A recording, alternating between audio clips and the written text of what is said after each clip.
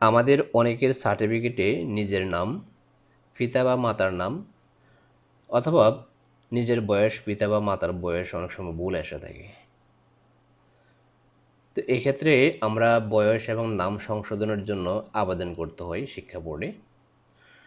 তো বর্তমানে আপনি আপনার ঘরে বসে আপনার হাতের যে মোবাইল আছে সেই মোবাইল দিয়ে অনলাইনে আবেদন করতে পারেন, অথবা আপনি কম্পিউটার দিয়ে ঘরে বসেই অনলাইনে নাম সংশোধনের জন্য বা বয়স সংশোধনের জন্য আবেদন করতে পারবেন। আমি আজকে আপনাদেরকে দেখাবো যে কীভাবে অনলাইনে আপনি নাম সংশোধনের জন্য অথবা বয়স সংশোধনের জন্য আবেদন করবেন।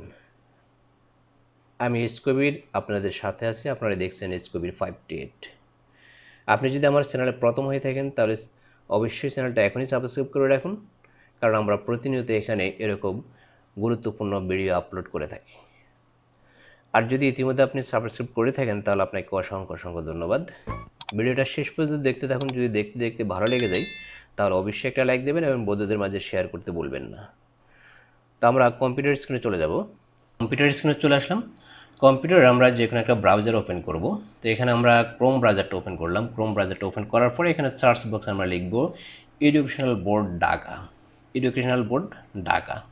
তো আমি এডুকেশনাল বোর্ড ঢাকা লিখেছি এই কারণে, কারণ আমি ঢাকা বোর্ডে একটা নাম সংশোধন করার জন্য আমার ডকুমেন্ট আমার কাছে আছে। তো আপনি যে শিক্ষা বোর্ডে আন্ডারে আপনি সেই শিক্ষা বোর্ডেও প্রবেশ করবেন বা সেই শিক্ষা বোর্ডে লিখলে তাদের ওয়েবসাইটে প্রবেশ করবেন। ওকে, তো আমি ঢাকা বোর্ড শিক্ষা বোর্ডের ওয়েবসাইটে প্রবেশ করবো এখন।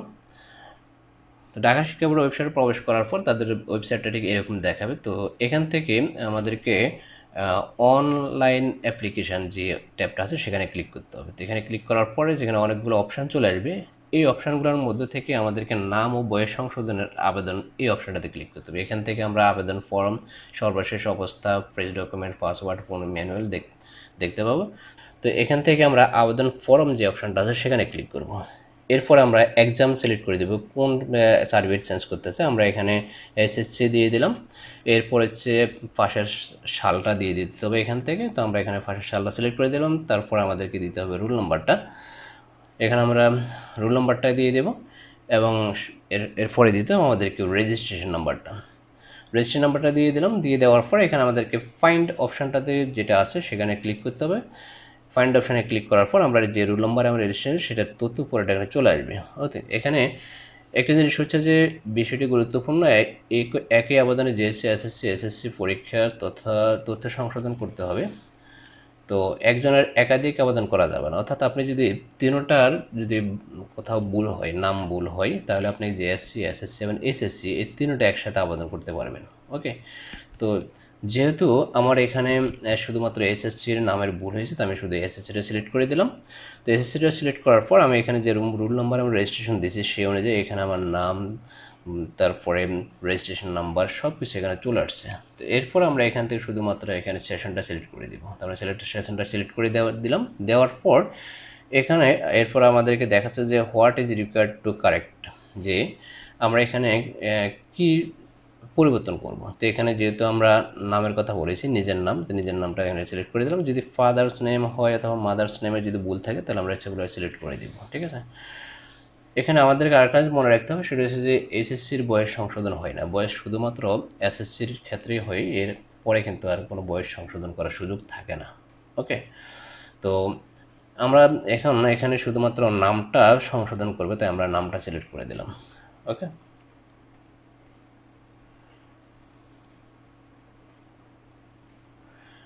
আমরা এখানে আমাদের যে সঠিক যে নামটা সেই নামটা এখানে টাইপ করে দেব, এইটা এখানে লিখে দেব।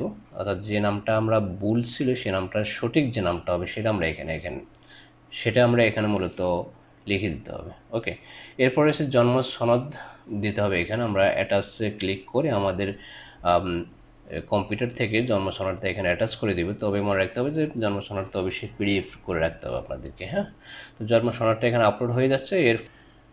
এরপর আমাদেরকে এখানে মোবাইল নাম্বার দিতে হবে, অবশ্যই সচল একটি মোবাইল নাম্বার দিতে হবে, কারণ পরবর্তীতে এই মোবাইলের মাধ্যমে মূলত আমার সাথে যোগাযোগ হয়ে থাকবে। ওকে, এরপরে এখানে হচ্ছে অ্যাপ্লিকেন্ট ফি 500 টাকা ডিফল্ট থাকবে। এরপরে হচ্ছে অ্যাপ্লিকেন্ট রিসেন্ট ফটো, এখানে একটা পাসপোর্ট সাইজ ফটো রাখতে হবে কম্পিউটারে। আমি পাসপোর্ট সাইজ ফটোটা এখানে অ্যাটাচ করে দিচ্ছি।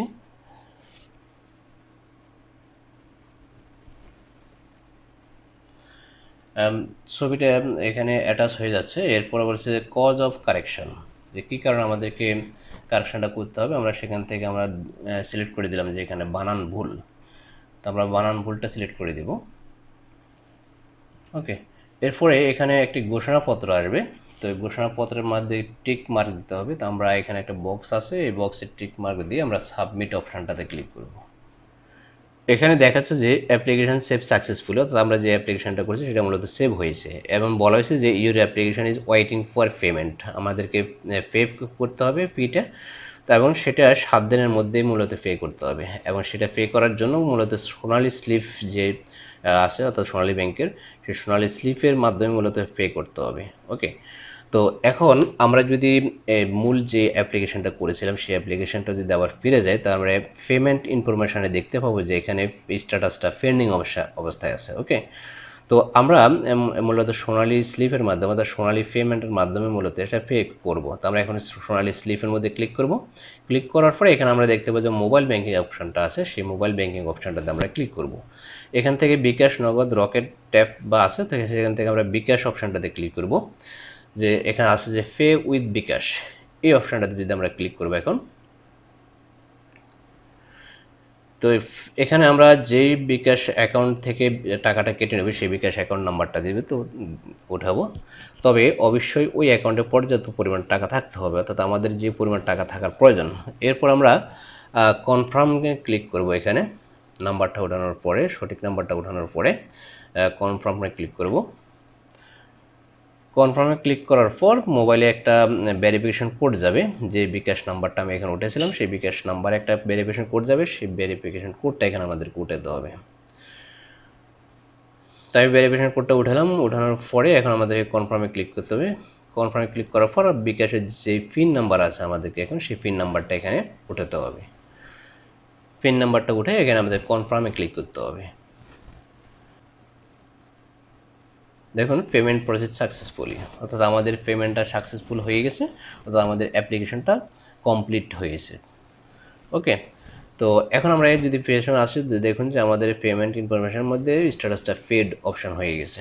ওকে, এখন আমি এখানে প্রিন্ট অপশান দেখতে পাবো, সেই প্রিন্ট অপশান থেকে আমরা এটাকে প্রিন্ট করে নিতে পারবো, অথবা যদি প্রিন্টার না থাকে তখন আমরা এটাকে পিডিএফ আকারে এটাকে সেভ করে রাখতে পারবো। সেভ করে পরবর্তীতে যে কোনো কম্পিউটার দোকান থেকে সেটা প্রিন্ট করে নিতে পারবো।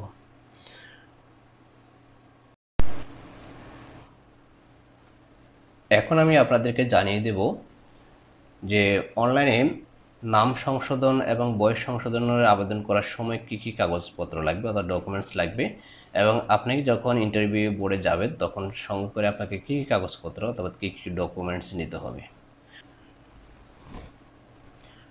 তো আমি কুমিল্লা শিক্ষা বোর্ডের ওয়েবসাইট থেকে তাদের অ্যাটাচমেন্টের মধ্যে এই লিস্টটা পেয়েছি।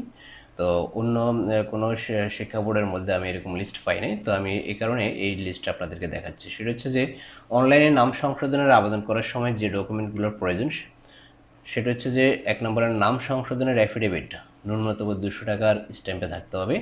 পত্রিকায় বিজ্ঞপ্তি দিতে হবে, সেটা হবে স্থানীয় অথবা জাতীয় যে কোনো একটা পত্রিকা দিলে হবে। এরপর হচ্ছে যে আবেদনকারীর 1 কপি পাসপোর্ট সাইজ ছবি, তারপরে সমাপনী পরীক্ষায় দিয়ে থাকলে সমাপনীর সনদে নিজ পিতা ও মাতার নাম সঠিক থাকলে মূল কপি স্ক্যান করে দিতে হবে। আর সেটা যদি ভুল থাকে পিতা এবং মাতার নাম অথবা নিজের নাম, তাহলে তা উপজেলা শিক্ষা অফিসার কর্তৃক সংশোধন করে সংশোধিত সমাপনীর সনদের মূল কপি স্ক্যান করে অবশ্যই দিতে হবে। এরপরে বলা হয়েছে যে সমাপনী পরীক্ষা না দিয়ে থাকলে নিম্নোক্ত ডকুমেন্টস অনলাইনে জমা দিতে হবে। সেটা হচ্ছে যে চেয়ারম্যান, মেয়র কর্তৃক ওয়ারিশ, বাবা জীবিত না থাকলে বা পারিবারিক সনদ, অথবা বাবা জীবিত থাকলে নিজ মা এবং বাবার এনআইডি জাতীয় পরিচয়পত্র নিতে হবে। তারপর বলেছে ভাই অথবা বোনের সনদ, যেখানে মা বাবার নাম সঠিকভাবে উল্লেখ আছে।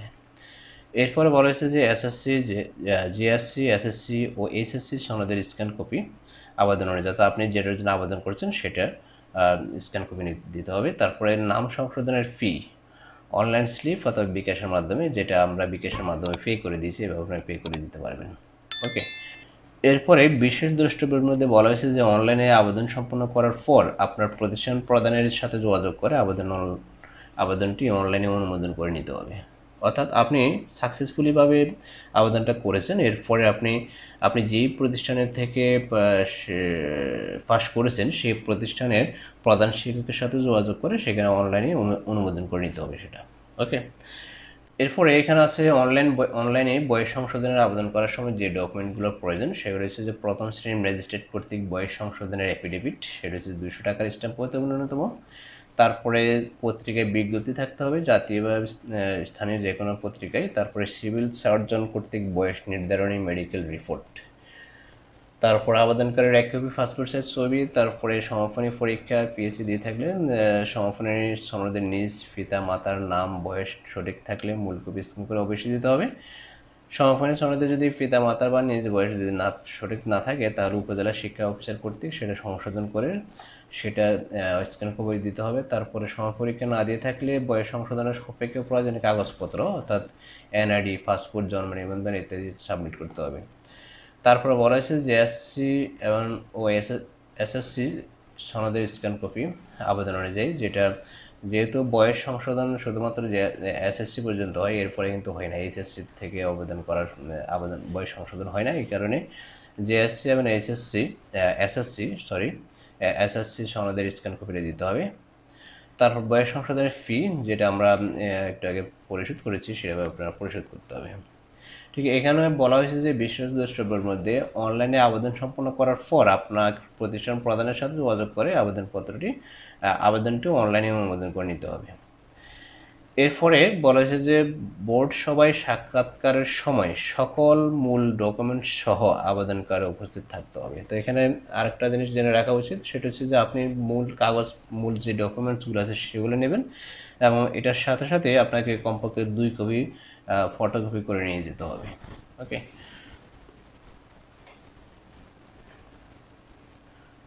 তো বন্ধুরা, আশা করি ভিডিওটা আপনাদের উপকার আসবে। যদি সামান্যতম উপকার আসে তাহলে অবশ্যই একটা লাইক দেবেন আর চ্যানেলটা এখানে সাবস্ক্রাইব করে রাখেন যদি আপনি সাবস্ক্রাইব না করে থাকেন। আর ভিডিওটা বন্ধুদের মাঝে শেয়ার করে দিন যাতে তারা উপকৃত হতে পারে। তো আজ এ পর্যন্ত, ভালো থাকবেন, সুস্থ থাকবেন, আল্লাহ হাফেজ।